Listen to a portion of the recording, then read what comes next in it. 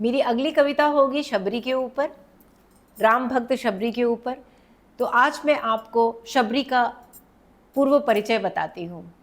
शबरी की कहानी बहुत ही रोचक है और प्रेरणादायक भी है। एक बार इंद्र के दरबार में अप्सराओं का भव्य नृत्य चल रहा था। जगत पालक भगवान विष्णु भी उस नृत्य को देखने के लिए आमंत्रित थे। सभी अप्सराएं अत्यंत मोहक नृत्य कर रही थीं, किंतु एक अप्सरा नाचते नाचते अचानक रुक गई। देवराज का ध्यान उस तरफ गया। उन्होंने देखा वह बहुत मंत्रमुग्ध होकर के भगवान विष्णु को देखे जा रही थी। स्वर्गपति को उस अप्सरा का यह व्यवहार अत्यंत अशिष्ट लगा। उन्होंने उस अप्सरा को श्राप दिया कि तुम मनुष्य योनि में जन्म लो और धरती पर तुम्हारा जन्म हो। वह अप्सरा अत्यंत सुंदर रानी बनी जिसका नाम हुआ परमहंसी, और उसने धरती लोक पर जन्म लिया। एक बार वह अपने पति के साथ कुंभ मेले में गई।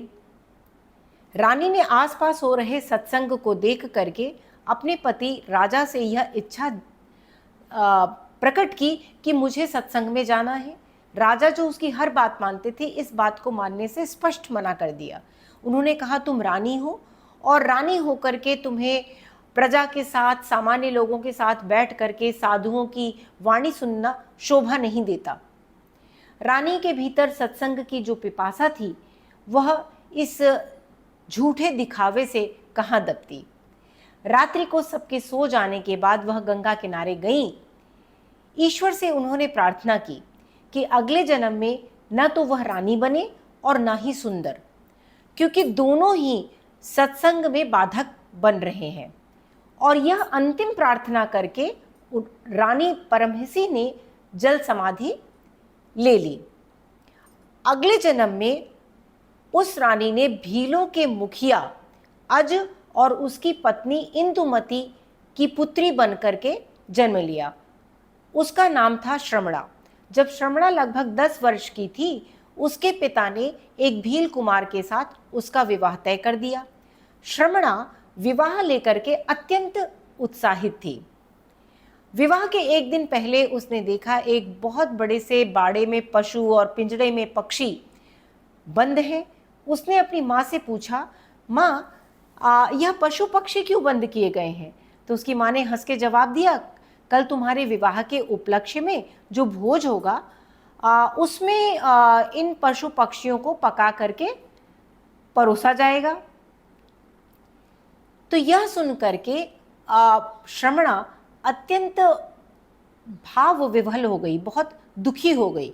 तो रात को जब सो गए सब लोग, तो वह बाहर निकली और उसने सभी पशुओं को मुक्त कर दिया और पक्षियों को भी उड़ा दिया, और भयवश खुद भी अपने घर को छोड़ करके भाग गई। और भागते भागते वह दंडकारण्य पहुंच गई। उस वन में सैकड़ों ऋषि रहते थे। छोटी सी श्रमणा उनके आश्रम के पास ही जंगल में बस गई।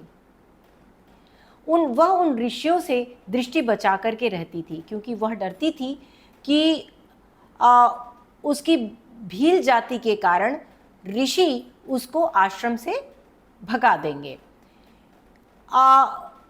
उन ऋषियों के लिए उसके मन में अत्यंत आदर भाव था। उसके चलते वह प्रतिदिन सुबह उठ करके उनके आश्रम को साफ कर देती थी। समिधा के लिए जंगल से लकड़ियाँ ला करके रख देती थी और उनके लिए पानी भी भर के रख देती थी, और फिर छुप छुप करके उनकी वार्ता सुनती थी,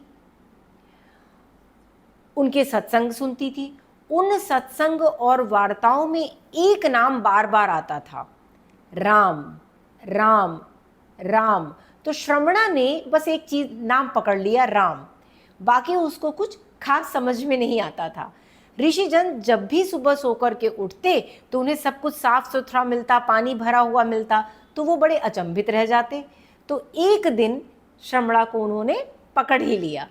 तो ऋषियों ने आपस में विचार विमर्श किया। उसकी पूरी कहानी सुनने के बाद ऋषि मातंग ने श्रमणा को अपनी पुत्री के रूप में स्वीकार कर लिया, और श्रमणा जो कि भील जाति के शबर समुदाय से संबंध रखती थी, शबरी के नाम से जानी जाने लगी।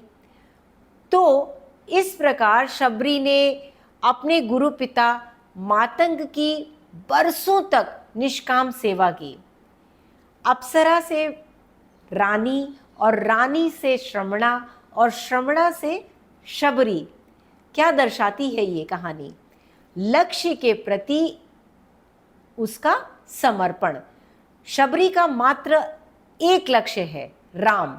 उस लक्ष्य को प्राप्त करने के लिए उसने जन्म बदले, तन बदले, परिवार छोड़ा, सुख त्यागे, सुरक्षा त्यागी, क्योंकि उसे भरोसा था कि कभी न कभी उसे अपना लक्ष्य अर्थात राम मिलेंगे।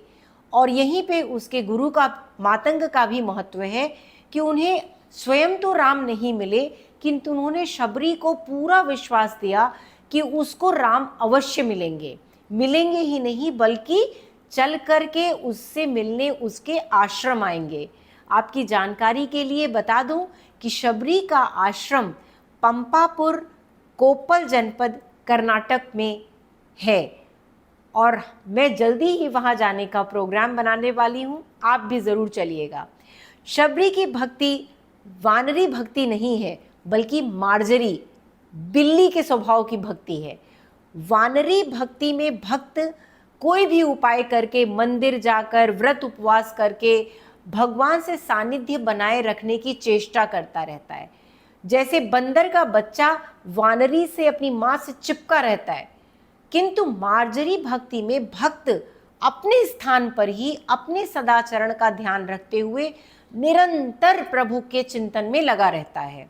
जैसे बिल्ली का बच्चा माँ से बिछड़ने के बाद उसी स्थान पर बैठा तब तक म्याऊं म्याऊं करता रहता है जब तक कि बिल्ली चल के उसके पास नहीं आ जाती, वापस नहीं आ जाती और उसको ले नहीं जाती। तो शबरी ने भी बिल्ली के शावक के समान प्रभु राम को राम राम राम करते करते आखिर अपने पास बुला ही लिया। और जिस राम ने कौशल्या माँ का भी जूठा ना खाया था, उसने शबरी माँ के स्नेह से भीगे हुए जूठे बेर भी खा लिए। तो कितनी रोचक थी ना ये कहानी। यदि अपने लक्ष्य को पाना है तो बस एक ही उपाय है, शबरी की भांति अपने लक्ष्य के प्रति समर्पण, बिना किसी की परवाह किए, बिना लोगों के विषय में कुछ भी सोचे, लक्ष्य के प्रति समर्पण। जितना रुचिकर यह पूर्व परिचय है, उतनी ही रोचक शबरी पर लिखी हुई मेरी काव्य रचना भी है। जल्दी ही लाऊंगी आपके सामने। तब तक के लिए आपसे विदा लूंगी। नमस्कार।